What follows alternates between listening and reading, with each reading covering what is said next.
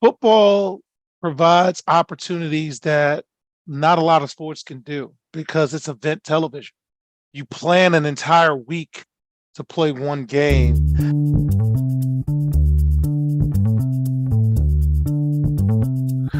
Greetings and salutations, and welcome to the Odd Coaches Podcast. I am your host, Dr. Keith Adams, and with me today is my tag team partner, the X-Pac to my Road Dogg and Backlash 2000, the icon, the showstopper, the main event, and the reason why we are here.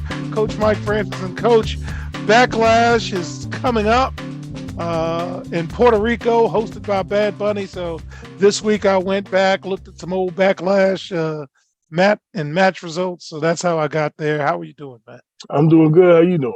Man, I'm doing awesome because on this Throwdown Thursday, we're going to talk about how Coach Prime popped Colorado. We're going to talk about some college football rule changes, and I got to get your insight on that. We're going to check in on the Pac-12 and transfer portal and football and women's and men's college basketball. But first, spring is in the air in Colorado, and the Deion effect is here. A year after having fewer than 2,000 people, and Mike, I don't know if you saw it on social media, but they showed the before and the after. The annual Colorado spring like game, 35 people and shit. 45,000 people packed into Folsom Field in near freezing temperatures and snow to watch Colorado spring football. Talk to me, Mike. What are your thoughts on what you saw? I saw the starting of something new there that everyone's behind. I can see the full support. I'm trying to get a full copy of the whole thing from its entirety to where I can just watch the football aspect of it.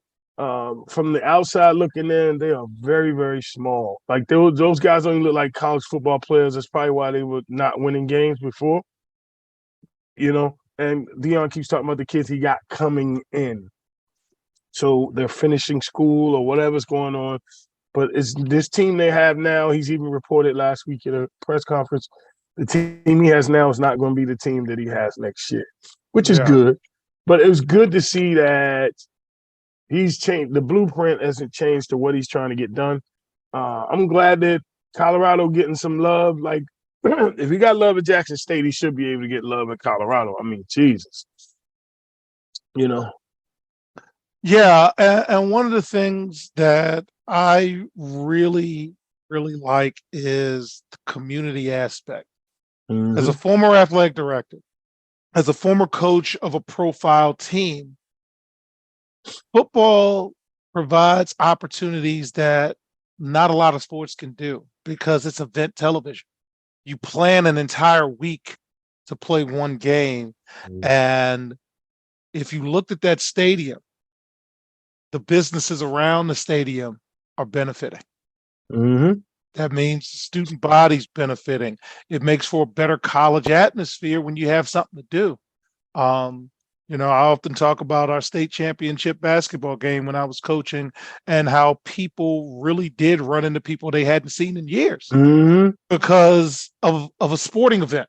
A sporting event got all of these people together, and as much as I like the library and the band and the musical performance or whatever, that's not going to bring in 45,000 people. So if you can get that kind of energy and use sports in partnership with academics, now the SGA can have something while we're doing something. The Parent Alliance and the alumni group and all of these people can start really doing stuff. So I thought that was awesome. We are going to follow Colorado like everybody else. But let's talk about some college football portal news, Mike. We can't talk about everybody in the portal because that's 400 shows. I was going to say, we don't have enough time for that, man. All right. But there's some football players in this segment we want to talk about. And one is a player named Storm Duck. Cornerback Storm Duck has entered the transfer portal for the second time in 5 months. That's why we want to talk about him.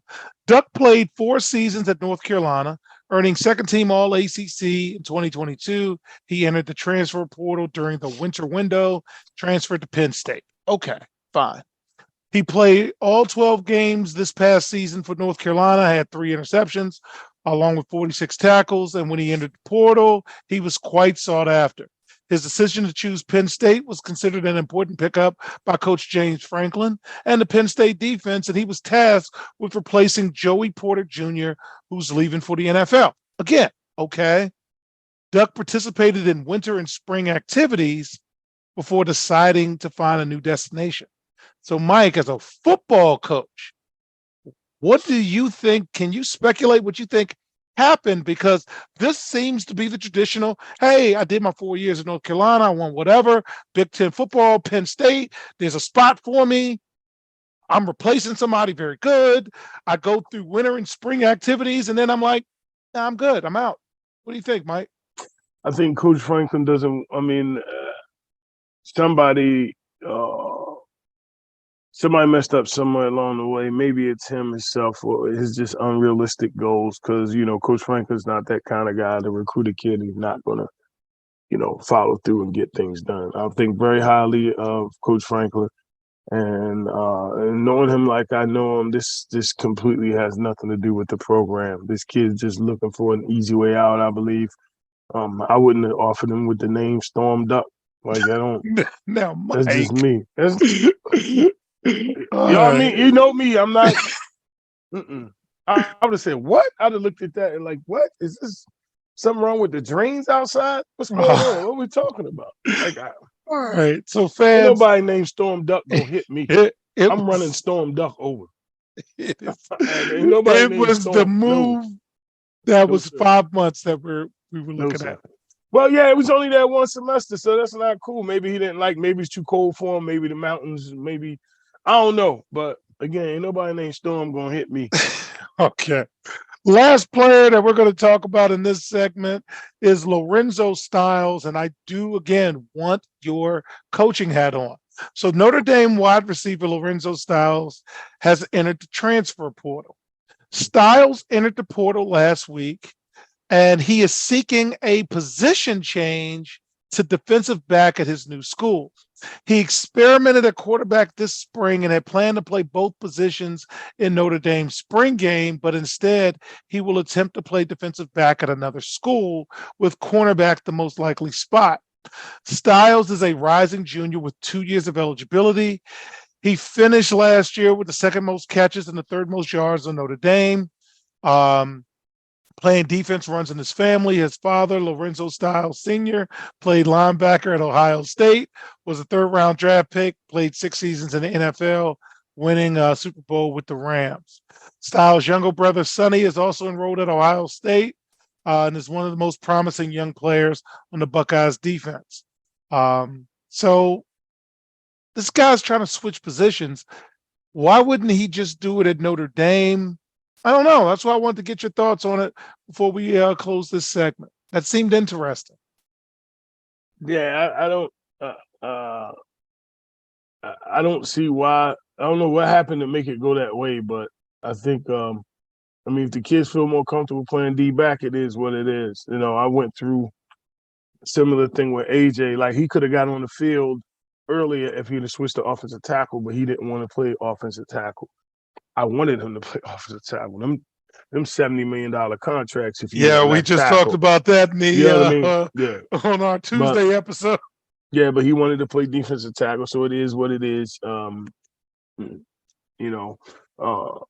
So the guy is changing position. It's gonna be hard. And who's gonna take a guy to change positions? So you gotta teach him the new position, right? Teach him your scheme.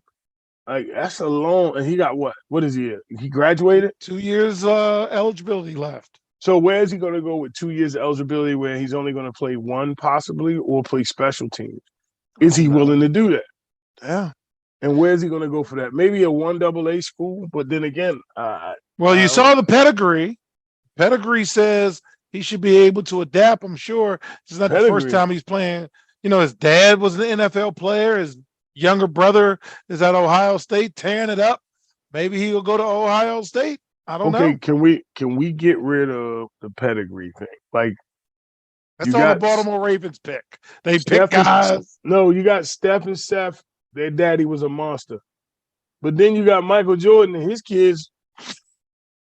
So let's not do that. Let's not say pedigree, because if you think about it, there's no greater pedigree than Michael Jordan. Think about it. His kids ain't play, so let's judge him off what he doing. All right, Larry Nance Jr. Scottie Pippen Jr. Oh, I'm not getting involved in it. All right, fans. When we get back, we're going to talk about college football rule changes. We'll be right You back say on the Larsa Pippen? Is that what you said? No. out. The CKA SAVE Project is an industry leader in advocating for student-athlete, academic, and athletic needs. Through academic and athletic enrichment, the CKA SAVE Project is on the forefront of the issues facing 21st century student-athletes. As student-athletes continue to struggle to find a better balance between academic and athletic success, the CKA SAVE Project offers academic and athletic services to support student-athlete academic success, including academic skills assessment, academic and athletic consulting, academic monitoring, academic and athletic workshops. For more information or to schedule a free consultation, contact Dr. Keith Adams by email at cka@ckasaveproject.org. Welcome back to the Odd Coaches Podcast. And then segment 2. We've got some college football rule changes that I just need Mike to let me know if this is a big deal, little deal, or no deal. So the NCAA changes last week that were proposed earlier this year that will allow the clock to run after first downs are achieved in all divisions except Division III. The clock will continue to stop after first downs during the final 2 minutes of each half. The Playing Rules Oversight Panel, also known as PROP, annually vets rule changes proposed by the NCAA. Again, while Division I and II will adopt a rule, Division III has pushed back the point to the Management Council. PROP is also expected to approve 2 other recommendations. Teams are prohibited from calling consecutive timeouts, and penalties at the end of the first and third quarter will be enforced on the first play of the next quarter. Mike, tell me what you think about the first down rule change as well as the last 2. What do you think? Not knowing what the objective is, are they trying to speed the game up? Is that They're what trying it to is? speed the Everybody's game trying up, to speed the and game up? they'll have fewer plays. So it's the games will average 7 less plays. So that's 7 less opportunities for to injury, get hurt. Yeah. but we're going to add to the schedule. Yeah. Correct. But allowing the clock to run is expected to reduce the number of plays by an average of 7 per game, according to Steve Shaw, Secretary Editor of the Rules Committee. But we're adding more games.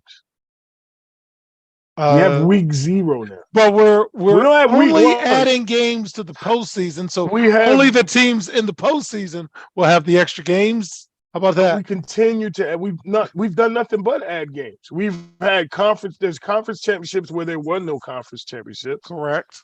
There's bowls, there's increased amount of bowls, the increased amount of teams playing. Now we want to expand the playoff picture. We went from week 1 to week 0. Yes. So there's been at least 2 to 3 games per season added, but we're going to say we want to take 7 plays off. 7 plays, if you take 3 games that's been added, I mean, we're not like that's 1/10 of what we've added. So what are we doing? What about the consecutive timeouts? Can't call 2 timeouts in a row. I don't know why you can't. I don't like that rule at all. I mean, if something happens or I see something different, I should be. If I have the timeout, I should be able to use it the way I want to use it. Don't restrict me on using my timeout.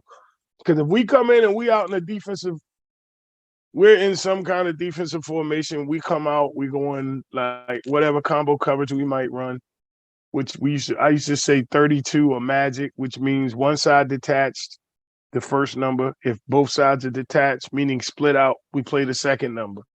So if it was double tight end, we're in cover 3. If they split to one side, we go cover 2. So we would call it magic, 32. Vice versa, we would call Jordan or we would call the Bulls because we wanted 23. Mm-hmm. So everybody knew automatically what we was doing because we were just going off of how many, whatever we detached, whatever formation they give us. So depending on what happened, if something comes out and they got a trick play or something after a timeout, I can't use the timeout. Mm-hmm. Like that don't make sense to me.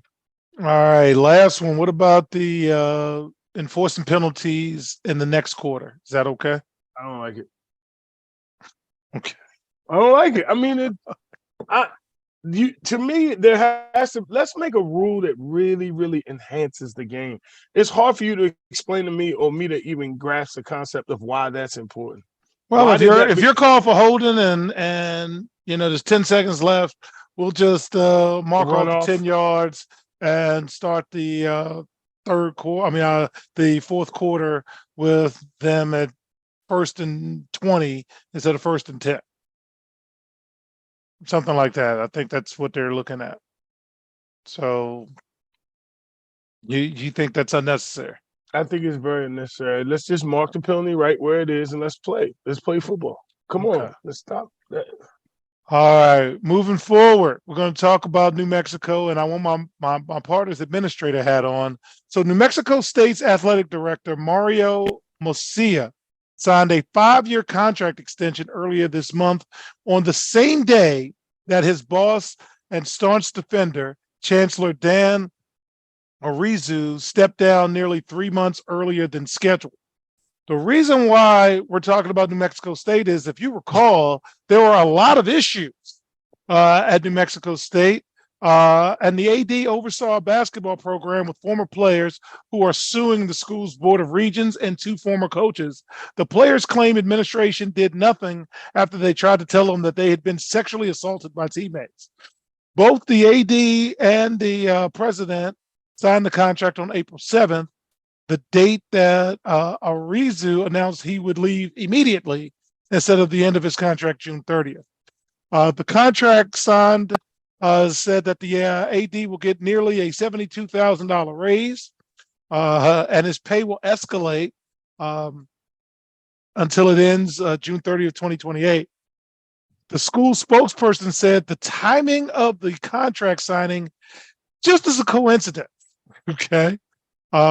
You will recall, Mike, that the president canceled the Aggies basketball season and fired Coach Greg Heier in the wake of hazing allegations. So remember, you had the shooting incident, which was one incident. That's not why they suspended the season. I'm not laughing You at also this. Is a serious had situation. this is a very serious situation. You also had the sexual harassment allegations, and then you had the hazing allegations. And the AD defended his record, said, and I quote, "I made a list of every coach I've hired, and we have an excellent batting average. Nobody bats 1,000." Yeah. Last but not least, Mike, before I let you share your thoughts, the school president had previously drawn concerns after police body camera video came out from a dispute at his home. The chancellor was accused by his wife of having an affair with a staff member, but he denied the affair. So the AD just got a 5-year deal with a new president coming in, and there's been a lot of New Mexico State on our show, and a lot of noise. And you're not a fan of distractions. What do you think about this signing? You took the words right out of my mouth. It sounds like hush money to me. This guy's got a contract for the next 5 years. So whoever's like coming hush in, that's your AD, because money. New Mexico State does not have buyout money. No, they don't, but they're paying him to fall on the sword, whatever happened or whatever he knows and didn't let happen. I'm trying to figure it out, but it sounds like that don't sound good. That's a lot going on, man. Is this a soap opera or what? It's a lot going on there. Man. All right. So finally, fans, in this segment, we are keeping our eye on the Pac-12. So there's no TV deal yet. Okay. There is nothing on the heels yet for a TV deal. But the Pac-12, Mike, has a lot of momentum going in, and I want to get your thoughts on this. So you got the reigning, defending Heisman Trophy winner Caleb Williams at USC, but this is their last year, so you can't really count that, I'm thinking. Utah is emerging as a national power. Washington and Oregon are coming off 10-win seasons. Huskies quarterback Michael Penix Jr. is a Heisman candidate. Arizona State hired the youngest football coach in the nation. You got prime time in Colorado, and we talked about that. It is possible that UNLV will be a part of the Pac-12. They're talking about it. A lot of action and energy going on in Las Vegas. Maybe Fresno State, maybe Boise State, maybe Memphis. I don't know. What do you think, man? What do you think? I think it's the Pac-12. I mean, you got two 10-win teams that neither one of them really made any noise. USC, Caleb Williams is going to be okay, but individual awards only get you so far. I like the kid. I'm not knocking Caleb. I just think the conference is a little behind in everyone else. A little? I think they're a little behind in everyone else. They haven't really transitioned, and then it takes like the fact that Deion is getting more flack about his about them changing the grade and transfer eligibility thing like that. Like you can't have both. I was told by a college coach a long time ago, very, very famous college football coach, that, you have to be able to develop your students academically as well as with football, because you're going to need to help them along the way, and not so many words. So if you have too stringent of a policy, a Power 5 conference is not where you should be. Let's be honest. You shouldn't be a Power 5 conference if you got the highest of academic standards there's going to be. It's not going to work. So fans, what Mike is talking about is that Colorado has loosened some of its academic requirements for their student athletes. So what happens is the NCAA Eligibility Center says if you meet certain requirements, 2.3 core GPA, what have you, and no test scores right now, and I don't think that's ever going to come back, you're able to accept a scholarship. However, the individual institution has to grant you admission. Yep. Well, let's just say it's not very hard for a student athlete to get into Alabama. It's not.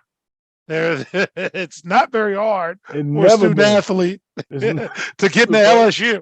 It's not very hard. So they're able to increase their pool. I will tell you, it's very hard to get to Stanford, very hard to get to Northwestern. There are a lot of schools that it's very hard to get into, and you're competing against these other schools where, again, it's not very hard to get into.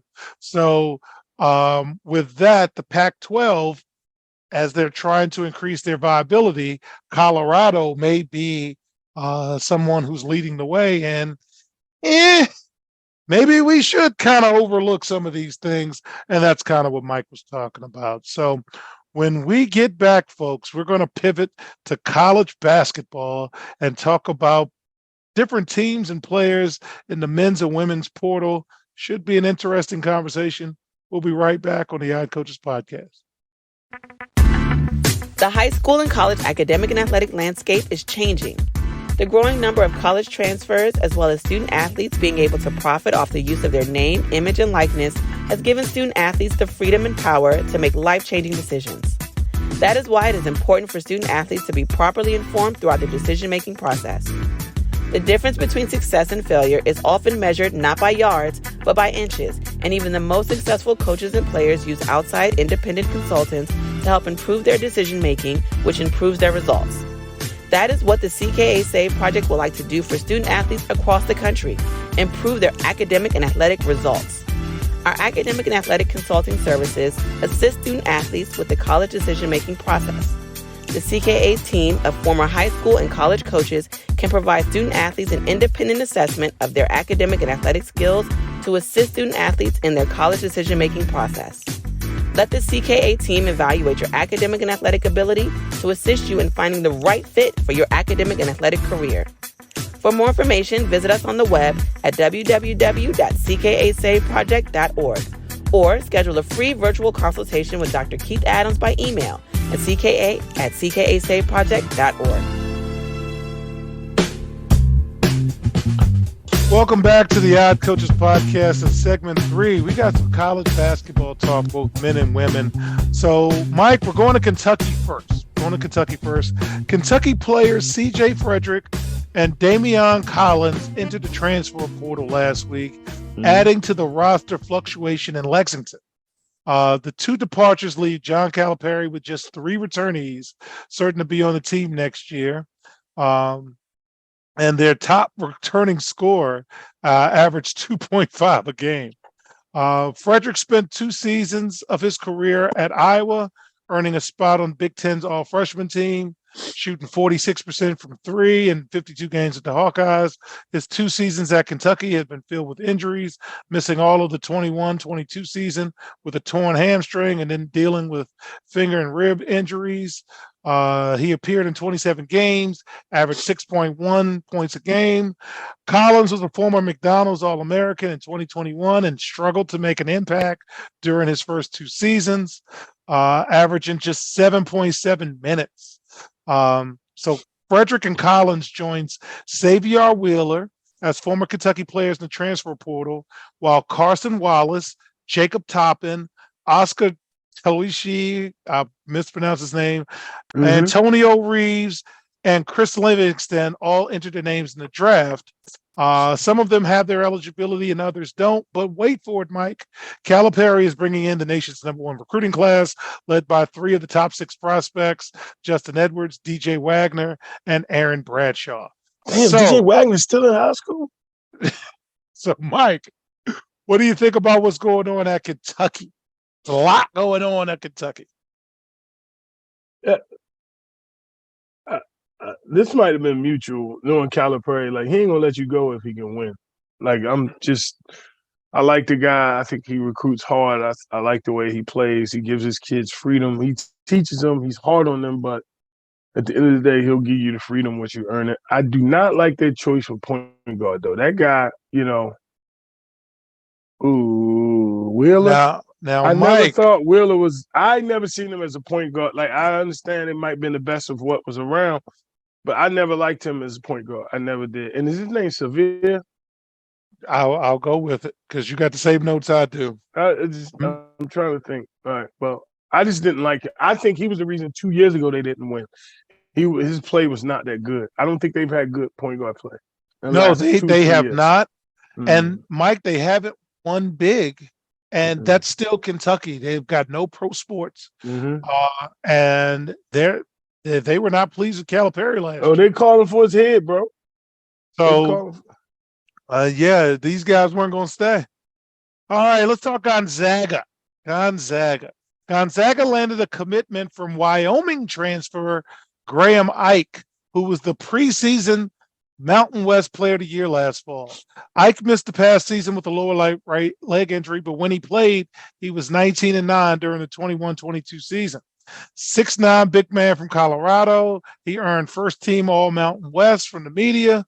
Ike is Gonzaga's second transfer edition after landing Big Sky Player of the Year, Steele Venters from Eastern Washington. Mark Few is rebuilding. Drew Timme is gone. Starters Julian Strother, Razir Bolton, and Antoine Watson, and rotation piece Hunter Salas. They're gone. What do you think about Gonzaga diving deep in the transfer portal? Sweet 16.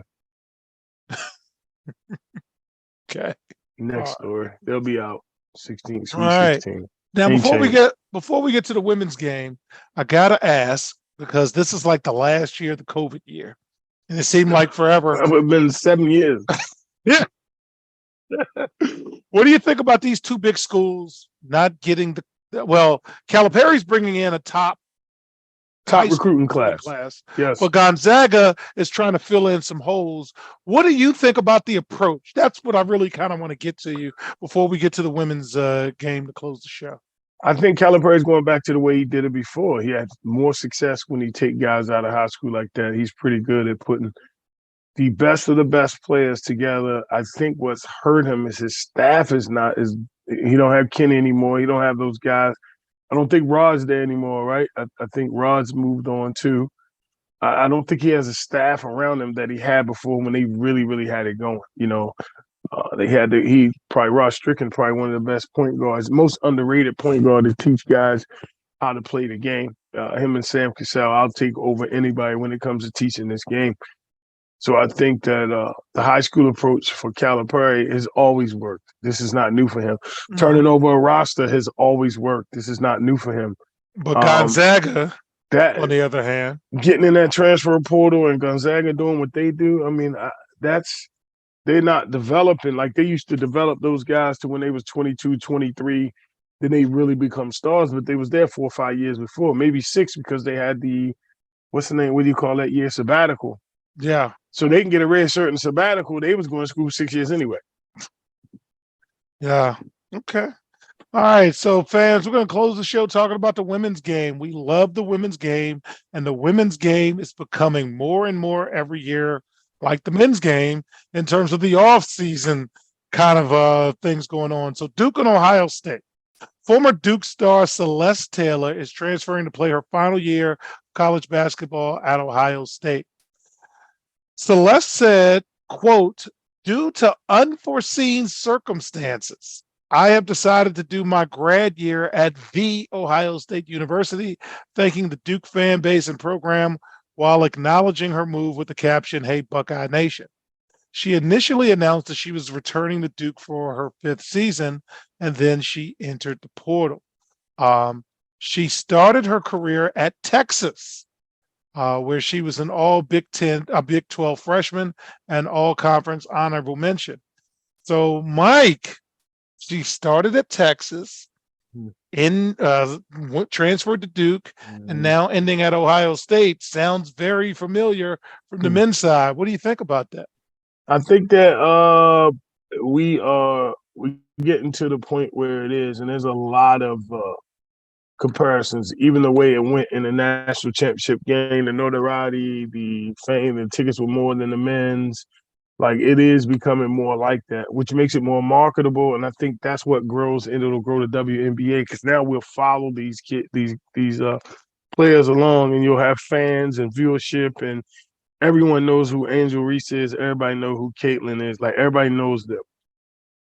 Carol Lawson strikes me as a more business type of person. I don't see her, and she's almost like a Coach K when it comes to being completely like strict. And if you hear her talk and if you go to a clinic, yeah, she might, I don't know if she's, how they say players coach. And remember, she worked in the NBA with Boston for a lot of years. Right. So her approach is probably different than a lot of coaches' approach because she does have, and I'm proud to say, she does have the NBA experience. Right. So she played at a high level. She coached at the highest level. And now you've got high school, college kids coming into that situation. Yeah, I don't see her exactly. I don't see a lot of kids being able to take that. But this girl came in, like we said before, you leave how you come. She came in that way. And I don't want to, I'm just not. Okay. I like Carol Lawson. I think she's a good coach. I think she plays very, very hard. She takes no mess. And this young girl sounds like she's just trying to find a way out to make it easy. Sorry. Rasta. So here's an interesting transfer. Oklahoma and Oklahoma State. Lexi Keys, who played her first 3 seasons with Oklahoma State, is transferring to rival Oklahoma. She's a 5'7" guard, started 71 games over the last 3 years, including 32 last year, and the Oklahoma State Cowgirls were 21-12. She averaged 9 and 3 with 1.9 assists, and they lost to Miami in the first round of the tournament. She will have 2 seasons of eligibility at Oklahoma.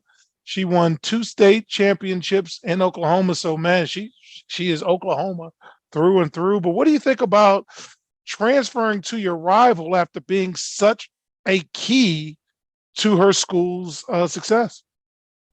Transfer to your rival, that's going to be tough. Like, that boy, when she come back, she ready to get that Allen Iverson treatment. Boy, you know how they used to do Al when he was at Georgetown, boy, convict, all kind of stuff like that they do. So I kind of feel, I feel bad for her what she gonna go to, especially a competitor. They're gonna dog her out. But again, we got the transfer portal. It is what it is. Yeah, we're not mad at your transfer. I just said that story caught my eye because she went from Oklahoma State to Oklahoma. That's Bedlam. Bedlam, baby. Bedlam. And speaking of that, UCLA Stanford center Lauren Betts, who was the #1 recruit in 2022, announced that she's transferring to play for UCLA. She's 6'7", went to school in Colorado. Colorado's got some ballers these days. They do, man. Spent her freshman season at Stanford, played 33 games of 35, averaged 5 points, 3.5 rebounds, and 9.7 minutes per game. She committed to the Cardinal in January 2021, a couple of months before Stanford won the national championship. UCLA was one of her final schools, along with Notre Dame, Oregon, UConn, and South Carolina. So she made her decision, going to UCLA. What do you think, sir? It's going to be interesting to see.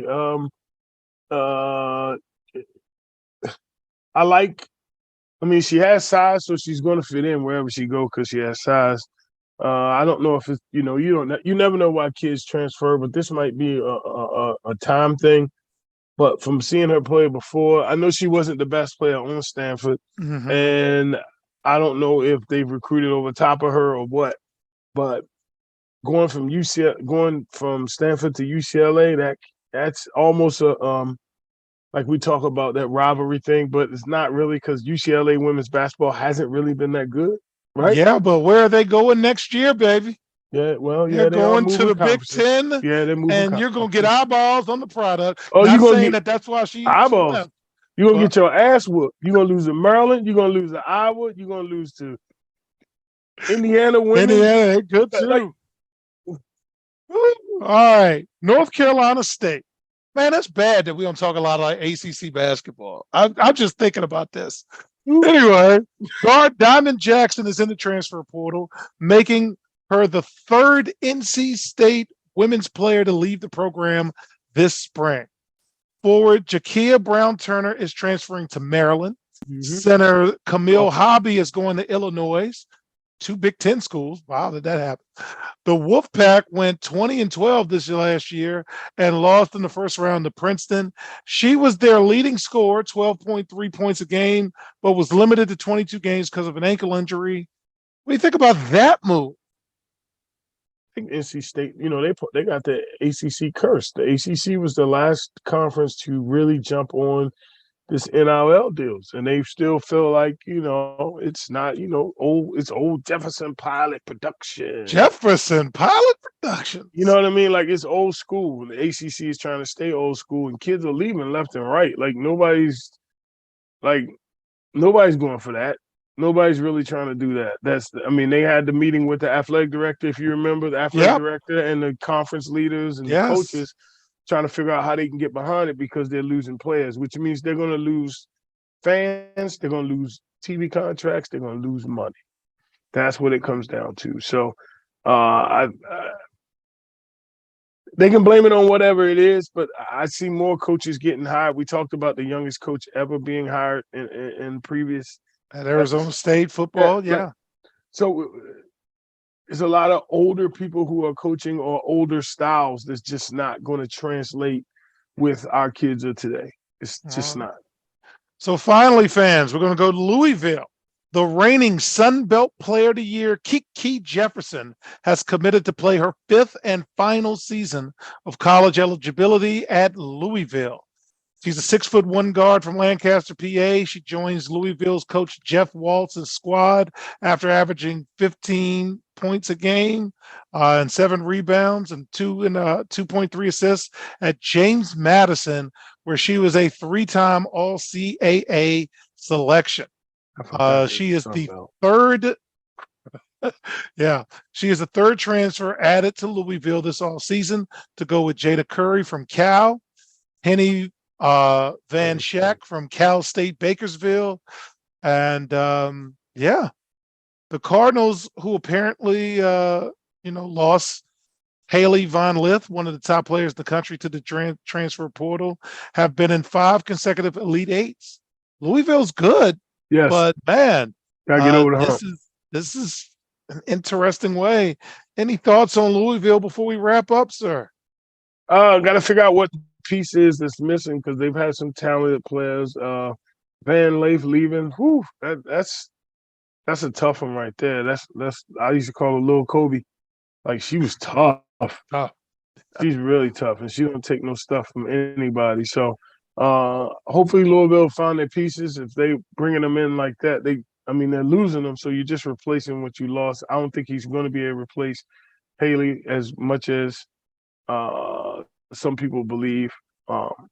You don't replace great players like that. And when I say great, I mean she's very tough, very skilled, and Louisville it'll take some time, but you got to do something other than to get to the Elite Eight, like we just said before. I said that joke, and that's hard enough. That's side. hard too. Yeah, but you got to get that next win. Got to get that. But then we talking ACC again, right?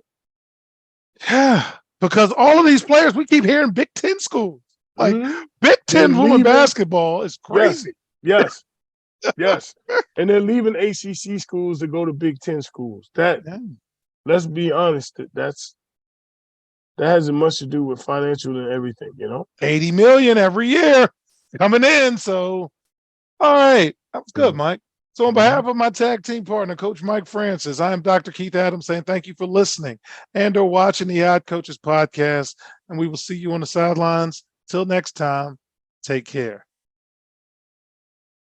The Odd Coaches podcast is sponsored by the CKA Save Project. The CKA Save Project is an industry leader in providing student-athlete academic and athletic support. From assessing student-athletes' academic and athletic skills to measuring and monitoring student-athlete academic progress to improving student-athlete time management and organizational skills, the CKA Save Project provides wraparound services for student-athletes from middle school through college. For more information, visit us on the web at www.ckasaveproject.org or schedule a free consultation with Dr. Keith Adams by emailing cka@ckasaveproject.org. We hope you enjoyed today's show. The Odd Coaches podcast drops new episodes every Tuesday through Friday on most weeks. Make sure you subscribe to the Odd Coaches podcast on Apple Music, iHeartRadio, Podbean, Spotify, and YouTube. Follow the Odd Coaches podcast on Twitter and Instagram at Odd Coaches. Follow Dr. Adams on Twitter and Instagram at CKA Save Project. In addition, follow Coach Mike Francis on Twitter and Instagram at Coach Franchise, spelled Coach FRANCHIZE. For more information about the CKA Save Project, please visit them on the web at www.ckasaveproject.org. See you next time on the Odd Coaches podcast.